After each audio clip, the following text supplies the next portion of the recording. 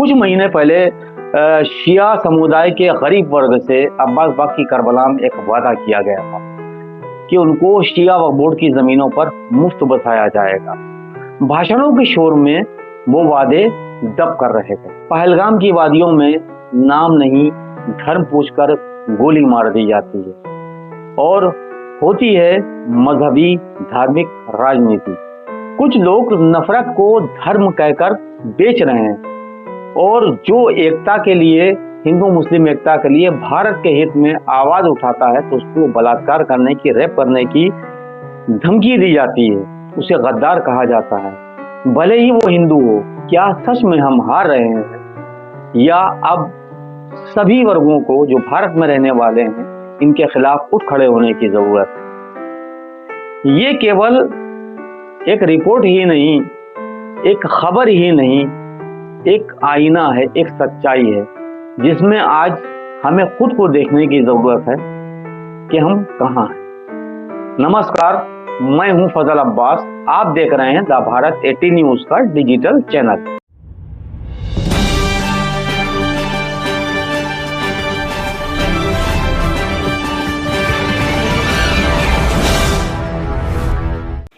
दो 2024-25 के दौरान लखनऊ की अब्बास बाग की करबला में एक ऐलान किया जाता है कि आधार कार्ड लाओ, फॉर्म भरो और जमीनें खेल लो। बहुत पब्लिक इकट्ठा होती है, लोग जाना शुरू करते हैं, लेकिन होता क्या है कि कुछ ही देर के बाद एक ऐलान और हो जाता है कि अब आपको स्टैम्प पेपर आधार कार्ड लेके आना होगा, जिसके बाद जो शिया अंजुमनें हैं वो वेरिफिकेशन करेंगी कि कहीं कोई ऐसा आदमी तो नहीं ले रहा है जमीन वो कि जिसके पास पहले से जमीनें मौजूद हो या पहले से वो दौलतमंद आदमी हो, यानी कि किसी गरीब का हक ना मारा जाए।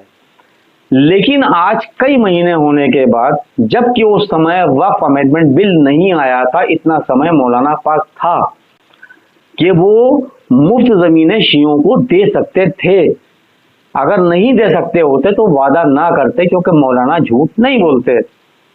अब सबसे बड़ा सवाल यह है कि जब वक्फ अमेंडमेंट बिल का मामला अभी सुप्रीम कोर्ट में है और वो बिल अभी लागू नहीं हुआ वक्फ बोर्ड पर, और अभी जो शिया सुन्नी वक्फ बोर्ड के अधिनियम पुराने हैं वही लागू हैं, वही चल रहे हैं, तो जब पुराना अधिनियम वक्फ बोर्ड में अभी भी लागू है, चल रहा है, तो मौलाना देर क्यों कर रहे हैं उन गरीब शियों को कि जिनके पास जमीनें नहीं है, जो बेघर हैं, जिनसे वादा किया था अब्बास बाग यानी कि जनाब अब्बास के रोजे में खड़े होकर वादा किया था जमीनें देने का, तो वो वादा कहाँ गया?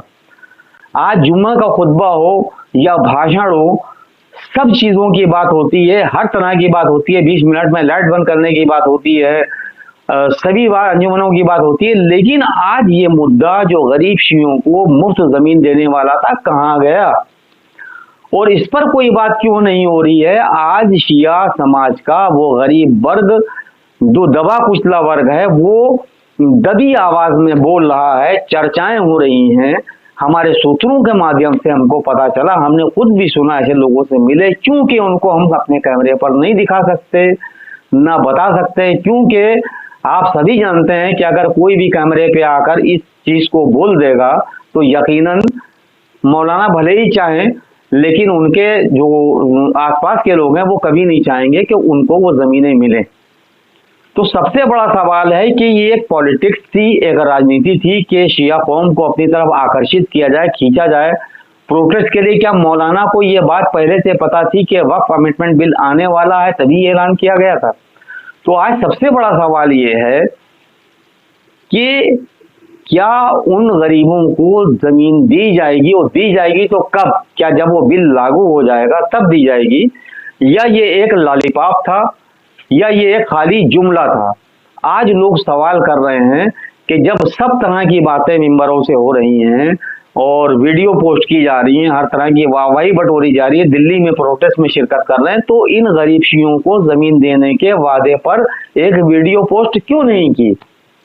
इससे तो यह बात साफ हो जाती है कि सब मामलों में यह मामला दब कर रह गया। अब शिया समुदाय के जो गरीब वर्ग है वो कह रहा है कि यस या नो में हमको ये जवाब दे दें, मिलेगी या नहीं, और अगर मिलेगी तो कब मिलेगी, कितने समय बाद मिलेगी, और अगर नहीं मिलेगी तो उसका भी रीजन हमें पता होना चाहिए क्यों नहीं मिलेगी। भारत की धरती का वो हिस्सा जिसे हम कश्मीर कहते हैं, कश्मीर का पहलगाम कि जिसे जन्नत कहा जाता है, स्वर्ग कहा जाता है, उस स्वर्ग में कुछ शैतान सिफत पाकिस्तान के आतंकवादी आते हैं और आने के बाद जो वहां पर टूरिस्ट गए होते हैं उनसे उनका धर्म पूछा जाता है, महिलाओं को छोड़ देते हैं और पुरुषों को उन महिलाओं के सामने मार देते हैं। और उसमें से कुछ जोड़े ऐसे थे कि जिनकी शादी को भी कुछ ही समय गुजरा था। आप जरा सोचें, ये एक कितनी खतरनाक साजिश थी आईएसआई की भारत के खिलाफ कि जिसने पूरे देश को दहला दिया। और मैं अपने चैनल के माध्यम से बहुत कड़ी निंदा करता हूं और अपनी सरकार से रिक्वेस्ट करता हूं कि पाकिस्तान में जो आतंकवाद की फैक्ट्रियां चल रही हैं उनको खत्म कर दिया जाए, नेस्त नाबूद कर दिया जाए। इस धरती पर आतंकवादी आते हैं और आने के बाद धर्म पूछते हैं, धर्म पूछने के बाद उनको गोली मार दी जाती है। जरा सोचें कि पत्नी के सामने पति को मार दिया जाए तो उसके दिल पर क्या गुजरेगी। यानी कि ये पाकिस्तान की आईएसआई का एक सबसे बड़ा एजेंडा था कि अगर हम धर्म पूछ के मारेंगे तो वो जानते हैं, क्योंकि उनकी भी जो आईएसआई है या उनके भी कुछ लोग जो भारत में गद्दार छुपे बैठे हुए हैं, जो पाकिस्तान को खबरें देते हैं, जो बताते हैं कि इस वक्त भारत के अंदर हिंदू संगठन मुसलमानों की मस्जिदें गिरा रहे हैं, मुसलमानों के मज़ारों को तोड़ रहे हैं, मुसलमानों की मॉब लिंचिंग कर रहे हैं। रेलवे का जवान, जो रेलवे पुलिस का जवान है, वो एक मौलाना को रेल पे मार देता है, एक मौलाना को थप्पड़ मारे जाते हैं, कुरान पढ़ा जाता है तो उसके सामने हनुमान चालीसा पढ़ा जाता है। ये सब न्यूज़ें पाकिस्तान के पास जाती थी और इसी के मद्देनजर उसने इस आग को भड़काने के लिए एक बहुत बड़ी साजिश की कि पाकिस्तान के पहलगाम में जो टूरिस्ट भारत के अलग अलग जिलों से गए थे उनका नाम पूछकर उनकी पत्नियों के सामने उनके पति को मार दिया, जिसके बाद हिंदू संगठनों का एक गुस्सा उबल पड़ा। लेकिन इसके साथ साथ एक बात और बता दें, जो कश्मीर में रहने वाले लोग हैं, जो टूरिस्ट उनको घुमाने के लिए लेके जाते हैं टूरिस्टों को, उनमें से एक था आदिल हुसैन कि जिसने बहादुरी का मुजाहरा करते हुए उस आतंकवादी की गन छीनने की कोशिश करी कि तुम इनके बेगुनाहों को क्यों मारना चाहते हो, तो उसके सीने पर 3 गोलियां मारी गई। तो इससे यह साबित हो गया कि भारत का जो मुसलमान है वो आतंकवाद के विरुद्ध है और पाकिस्तान का जो आतंकी फैक्ट्री है वो भारत के अंदर एक ऐसा दंगा फसाद कराना चाहती है कि जिससे देश कमजोर हो।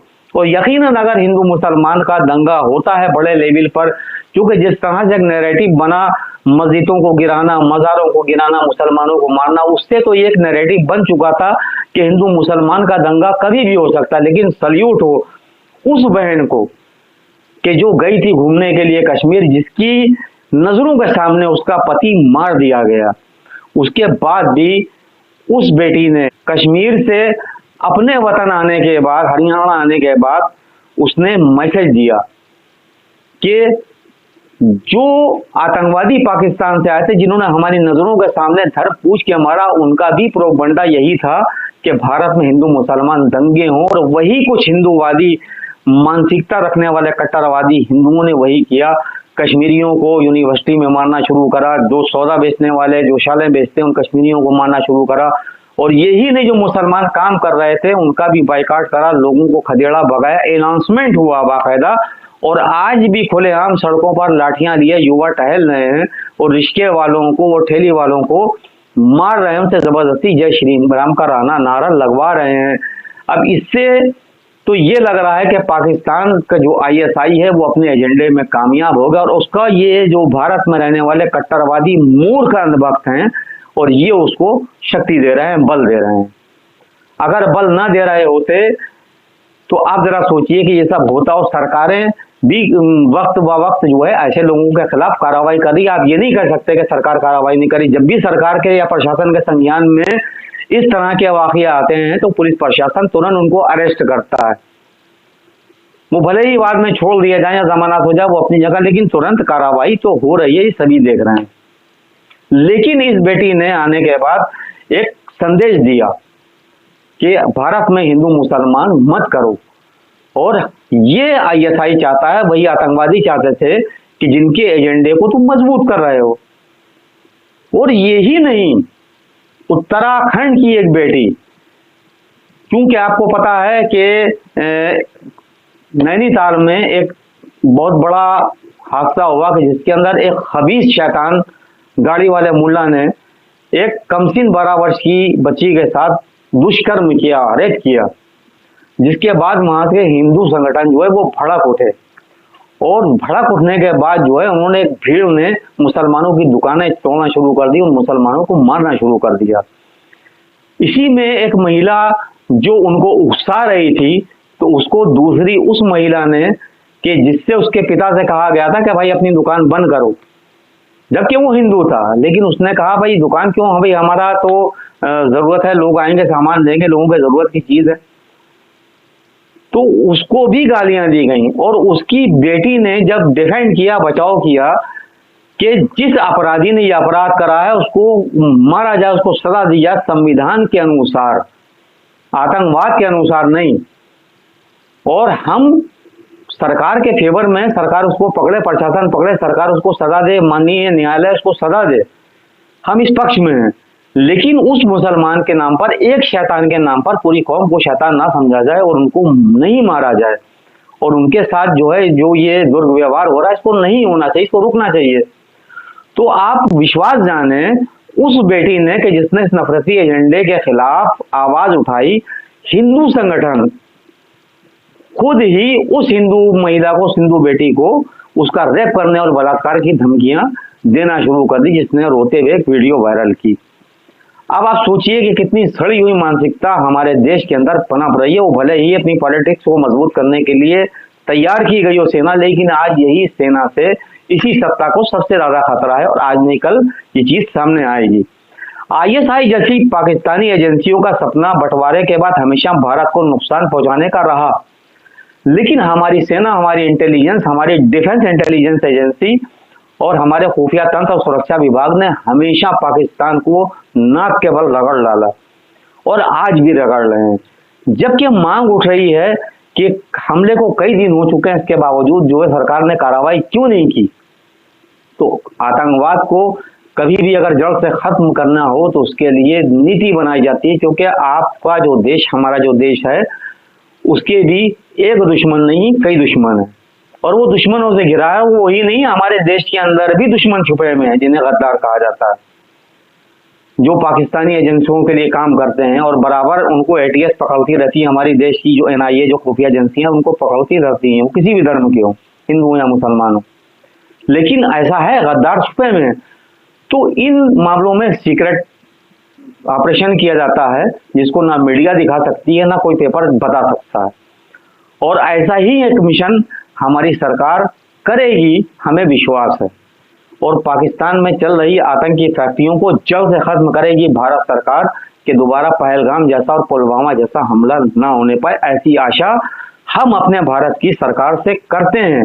और हमें विश्वास है कि भाजपा की, नरेंद्र मोदी जी की सरकार जो है और अमित शाह जी इसके ऊपर काम करेंगे और बदला और इंतकाम ऐसा लेंगे कि पाकिस्तान की कई नस्लें याद रखेंगी। और हम अपने चैनल के माध्यम से उस हमले की बड़ी कड़ी निंदा करते हैं और भगवान से कामना करते हैं कि उन बहन बेटियों को कि जिनके सुहाग उजड़ गए हैं, भगवान उनको धैर्य की शक्ति प्रदान करे और मरने वालों को, शहीद होने वालों की आत्मा को शांति प्रदान करे।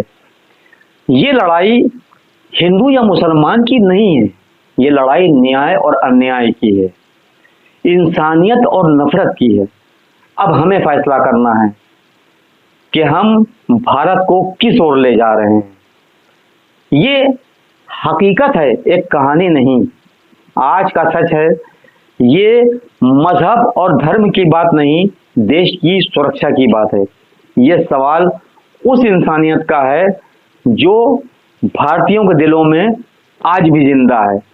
लेकिन अगर हमने आंखें मूंद ली और नफरतियों को उपद्रव करने का, उग्र होने का मौका दिया, मनमानी करने का मौका दिया, नहीं रोका, तो कल ये आग हमारे घरों तक, हमारे धर्म तक, हमारे मजहब तक आएगी, जिसको बुझाने में हर धर्म के लोग जो उस आग को बुझाने की कोशिश करेंगे, उनके भी हाथ जलेंगे।